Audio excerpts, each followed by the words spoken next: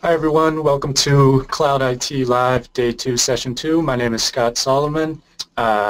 If you haven't seen me or heard my voice throughout Cloud IT Live, I'm sure you're probably sick of me by now. I just want to make an introduction for our next speaker, Kevin Liu.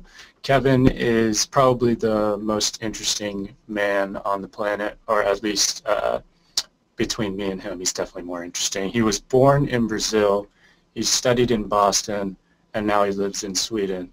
He also works right now at Avalon Solutions. He is the partner manager and cloud deployment specialist there. So with that, I will hand it over to Kevin, and he will take it from here. Thanks for that introduction, Scott, and thank you all for joining my webinar. It's not every day that people take time out of their work schedules to listen to me talk. And I'd like everyone to think of this webinar as less of a lecture and more of a kick in the butt. I want everyone to use this time to remind yourselves of the current state of affairs facing us today and give some practical advice as to what you can do about it. As someone who's still very early in their career, I was launched into the tech workforce. It's a very different landscape from what many of you may be used to. The increased speed at which enterprise technology has been evolving in the past few years leaves a lot of room for uncertainty. I won't have all the answers, and there is no one-size-fits-all solution, but I hope to help everyone here today at least think about the factors they should be considering. So let's get started, and I'm just going to turn off my webcam to make presenting a little easier. All jobs evolve. As IT enthusiasts, I'm hoping most of you believe in evolution. If not, this may be a good time to leave because the premise of this webinar hinges on change and professional development. The IT professional's job was traditionally a vicious cycle of purchasing, deploying, and then maintaining software and hardware. Over the past few years, that cycle has broken down as software now auto-updates and hardware becomes less of a hindrance to performance. So just how bad is it? The age of the machines is upon us. It may take a little while before we get to Terminator or Matrix levels, but make no mistake, every job is at stake. In a widely cited study from 2013, Oxford professors Carl Frey and Michael Osborne said that machines could replace about 47% of our jobs over the next 20 years. A report by Citigroup, the fourth largest U.S. bank, said that more than 1.8 million U.S. and European bank workers could lose their jobs within the next 10 years. And even our most revered professions are at risk. Every month, 190 million people visit WebMD, which is more than visit regular doctors in America. These changes are now in the scope of most of our working lives. And as consumer technology shifts our expectations of enterprise technology, some of us will have to start redefining our jobs. The procrastinator's most readily available excuse is the lack of time. I'm not going to pass judgment here because I use it too. No one ever has time to do anything beyond what was written in their job description. How do we free up time? By being lazy. This may sound counterintuitive, but I am a firm believer that the laziest people are also the most efficient. As IT professionals, it's within our roles to explore and deploy new technologies. If you want to become everyone's best friend, bring them new tools. I'm not talking about the flashy, expensive type that you recommend because the salesperson took you out to a nice steak dinner. Start internally in IT to free up your own time. As a reseller for a variety of SaaS solutions, Avalon works towards innovating the digital workplace. What that means is that we try and identify the best digital tools for our customers to fundamentally change how they work. If you want to bring this to your company, you must remember to practice what you preach and take a hard look inwards, first at your tools and processes.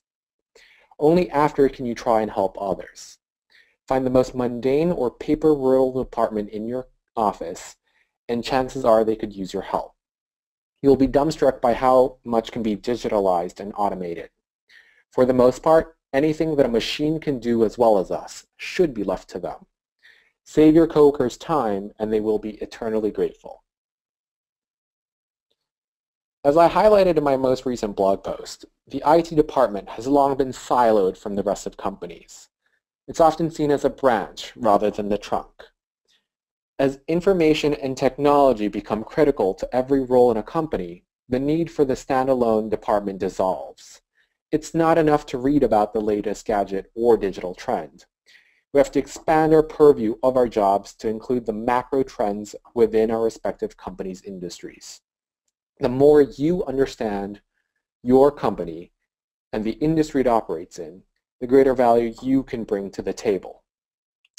As the traditional IT department fades, the I and the T will no longer stand for information and technology.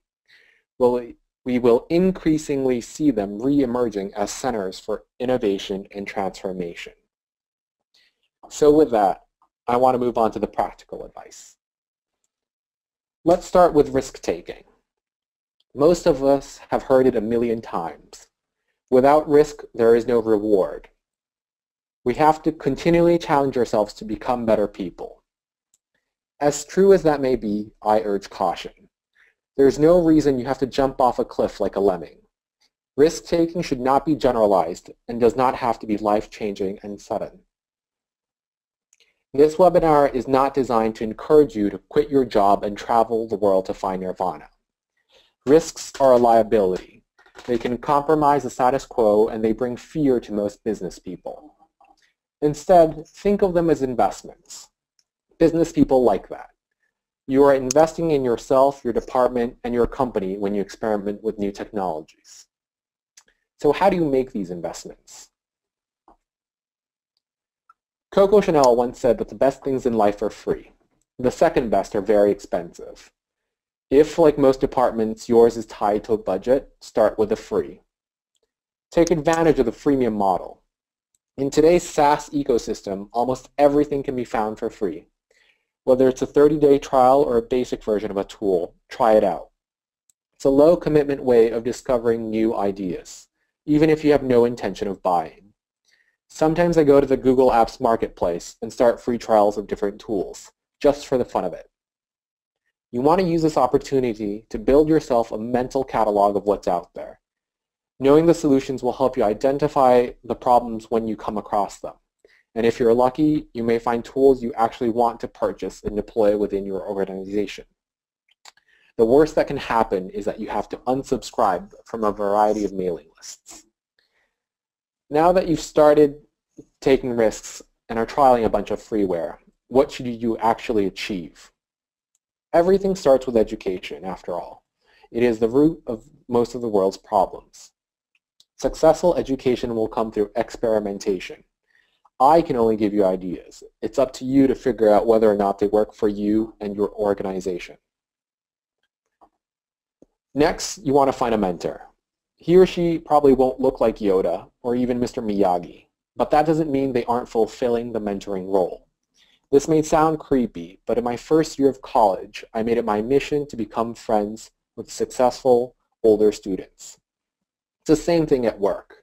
Become friends with the smartest people. Intelligence may not always rub off, but when they hold you up to their standards, you're at least going to try to keep up, I hope. For those of you in the job market right now, find someone you want to work for. It's a lot more important than the company you work for.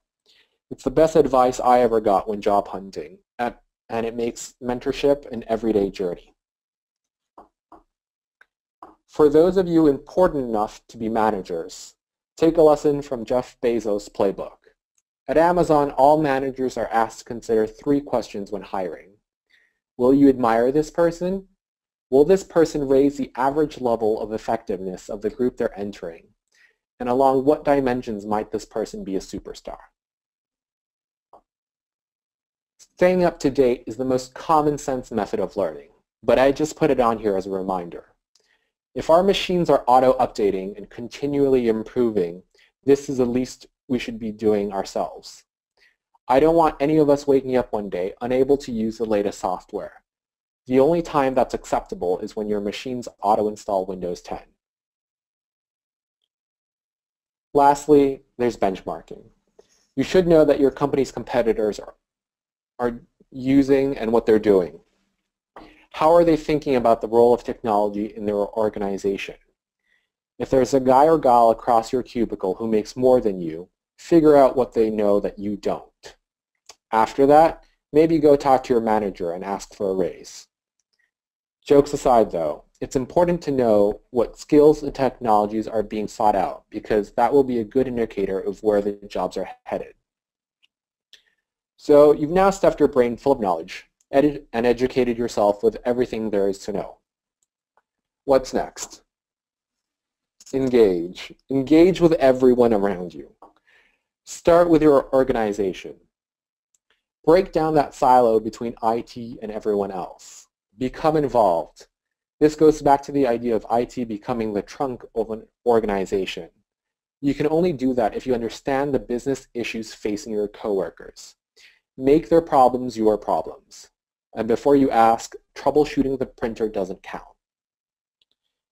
Branching out from your company, you want to reach out to your partners and suppliers. These are companies like Avalon and Better Cloud. As Avalon's partner manager, it's part of my job to identify new technologies for our clients. Why do all the hard work by yourself when you can enlist our help and still get the credit for bringing in a new idea? Your efforts in finding the right technology solutions is amplified when you work with us. I'm not saying it even has to be a paid advisor like me. Most of the SaaS companies you work with go on roadshows together. They know about each other's businesses because they're a tight-knit community. Next time you're looking for a new solution, ask your existing suppliers about whether or not they can recommend something. Either they will have that as a feature in their own roadmap and they can tell you about it, or they will know of an existing application that can fulfill your needs. If neither of those statements is true, you may find yourself sitting on the next big idea. After you've exhausted your internal resources and everyone you know in the industry, it's time to go wide. This is where your experimentation will come in handy. Find something in your life that inspires you, something that fills you with new ideas. Personally, I travel. I've been to 40 countries and lived on 4 continents. It has little to do with my everyday job, but that's the point. Eating my way through Spain didn't make me a better IT professional, but it made me a more creative person, albeit a heavier one. Figure out what inspires you and then go do a lot of it. And once you've done all that, share the hell out of your experiences. Tell your stories to anyone that will listen. And that's what I'm trying to accomplish today, if there's any of you left on the webinar. Sharing is not necessarily about being branded an expert. It has more to do with putting yourself out there. Only by sharing my ideas can I create dialogue. But if it's okay, I'll tweet at me later and tell me I'm wrong. By telling others what I am thinking, I can be corrected. Remember this. When you are lost, no one can save you if you don't tell anyone where you're going. Don't end up with James Franco starring in a movie about your life. And if you're still with me, you should excel. The IT Pro 2.0 will be someone who is flexible and eager to tackle technology problems across their companies. They'll arise to have grand titles like consultant, project manager, and developer. And if they're really good, they will find a role which no machine or man or woman can replace. And to finish on a lighter note, I give you some more Dilbert. Thank you for everyone who's attending, and I hope you all learned something. We now have a quick poll, and feel free to submit questions. All right, thank you, Kevin. That was awesome. We actually have a few polls. So for those that are here, let's see. The first one, this is straight from Kevin. Of the following, what's the biggest internal impediment to your company's cloud journey? There we go. So, Kevin, what do you think? Costs, right? Everyone blames money. It always comes back to money. Also, if you have any questions while we're launching these polls, feel free to drop them into the GoToWebinar app, and we'll be answering these. Let's see. Okay. What about the fear of change? You got any comment on that, Kevin? Yeah, so why don't I comment on the first two, costs and fear of change, right? Costs, I think I addressed a lot in my presentation. Start with the free stuff. A lot of what is out there starts free, and your bosses can't say no to free. If they're saying no to free, then I would say they're being unreasonable. Although there are organizations that see that. And that's where the fear of change comes in, right? We have a lot of companies who are scared about the status quo, about users not being able to perform their jobs if you're transitioning from tool A to tool B. And what I say to that is look for something that can ease that change. Look for something that can really work in conjunction with your existing systems while you're transitioning. And if you can prove to your management and your users that they won't be affected or will be affected minimally, then at least you mitigate the risks involved when you're moving to the cloud. Okay, let's go ahead and launch this second poll. Actually, before that, we have a question from Ronnie. It says, I've heard other studies that indicate only about 5% of jobs will be lost, but almost 50% of tasks within jobs will be eliminated or transformed by technology. This probably does not change your point, but can you react to this relative to what you have been seeing? Right. So I work a lot with IT departments across the board, and a lot of what we do at Avalon is we migrate people from Exchange to Google Apps. And the administrator's biggest fear is, oh my God, I only know how to work in Exchange, I'm going to lose my job, get fired, and everything's going to be Google Apps, and they're going to hire new people. And I think Ronnie's point is tasks will change, right? What we define as an IT administrator today, those tasks will change. It doesn't mean that you're losing your job.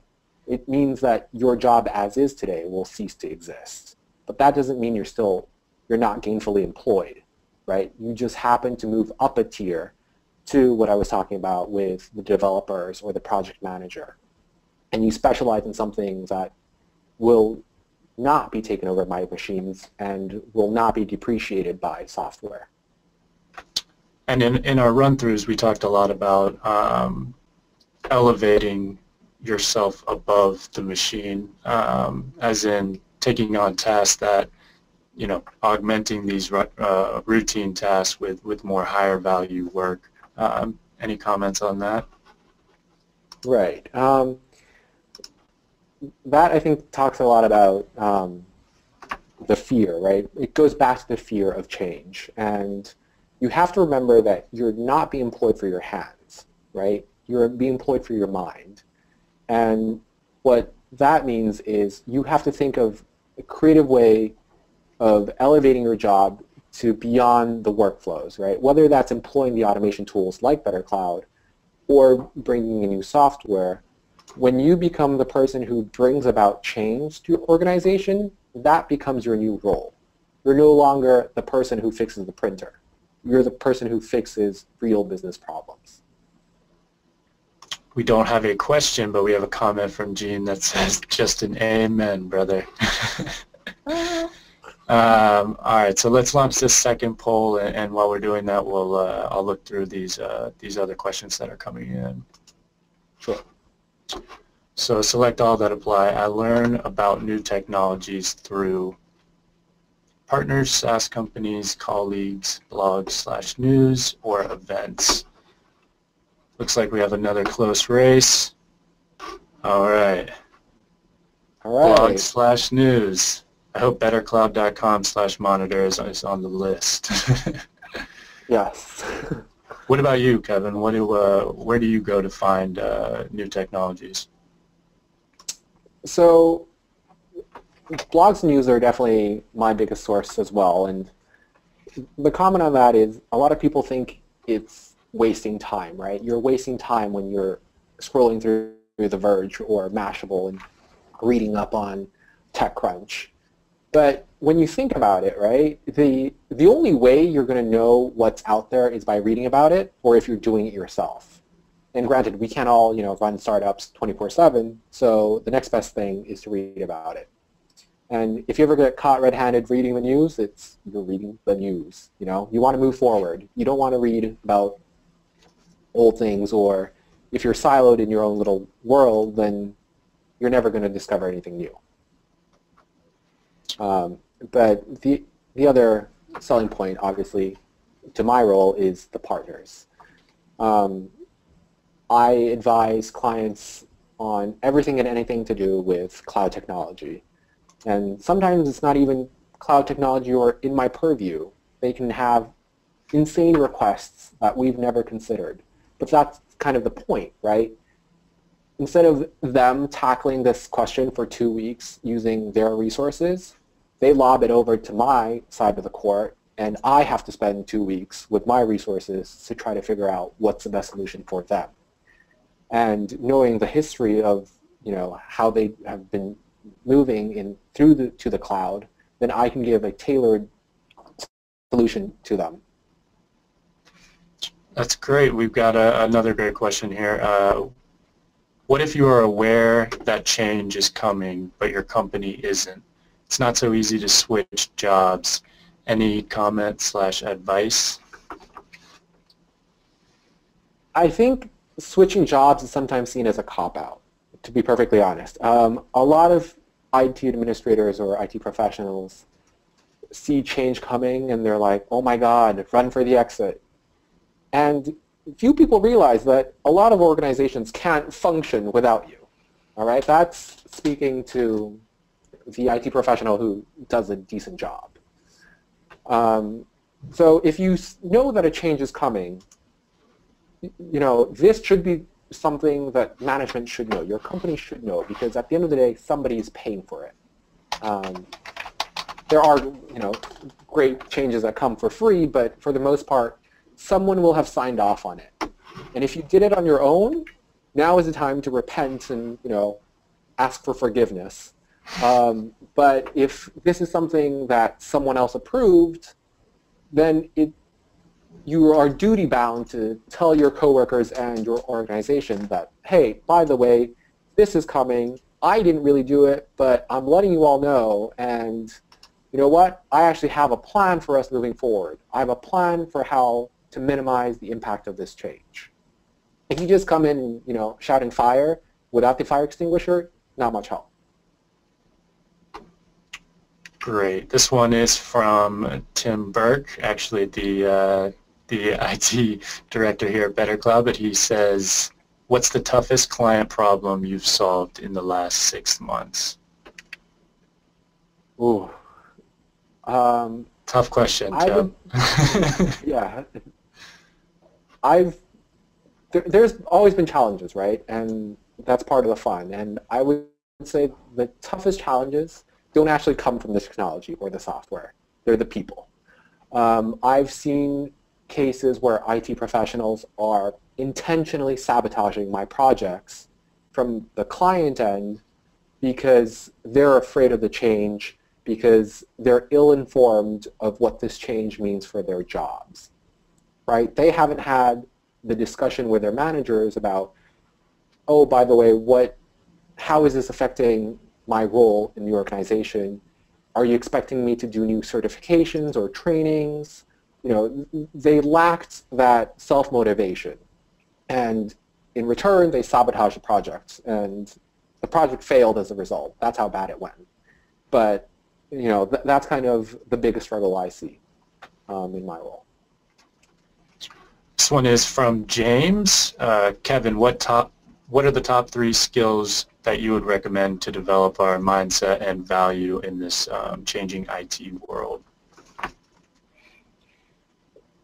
The first, I would say, is to be open, right? I think kudos to everyone here today. We're trying to listen and explore new ideas. So be open-minded about where these ideas are coming from. Like for me, it was the traveling. I know for other people, it can be buying the latest, consumer technology gadget. Whatever it is that inspires you, that excites you, figure out what that is. Then I would go back to, sharing your ideas. Talk to the people within your company, within, just your floor of the department, and then expand from there, right? Because only by sharing your ideas and figuring out what people's problems are will you begin to understand the complexity of where we're headed. And lastly, I would say there's so many to choose from.